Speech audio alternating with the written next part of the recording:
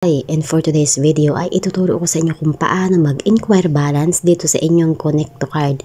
So, pagkapasok mo dito sa apps, ito na yung bubungad sa inyo. Meron kang makikita dyan na username and password. Just make it sure na kabisado nyo lang yung details ng inyong username and password. At pagka nailagay mo na ang iyong username and password, magpatuloy ka na sa login or login. Tap mo lang yan. Pagkatap mo nyan, dyan sa may taas, sa pinakauna, naka-display na kaagad ang balance inquiry. Tap mo lang. Pagka-tap mo, mag-i-inquire lang ang Connect to Card ng iyong PIN. Yung PIN, ang 6-digit na nakasave din po yan sa inyo. Make it sure na ito yung mga bagay na hindi mo pwedeng kakalimutan dito sa iyong Connect to Card. Once na ni-apply mo na, tap mo lang yung submit.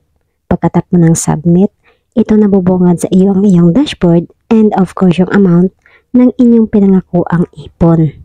So kung gusto mo magpatuloy, tap mo lang yung arrow sa may gilid. Pagka-tap mo ng arrow sa may gilid,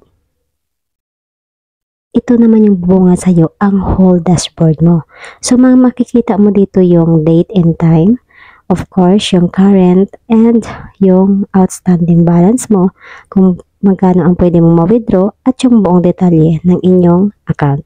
Nakatulong ba sa iyo ang tutorial na to? Of course, kung oo, please don't forget to hit like, subscribe, and share sa ating video.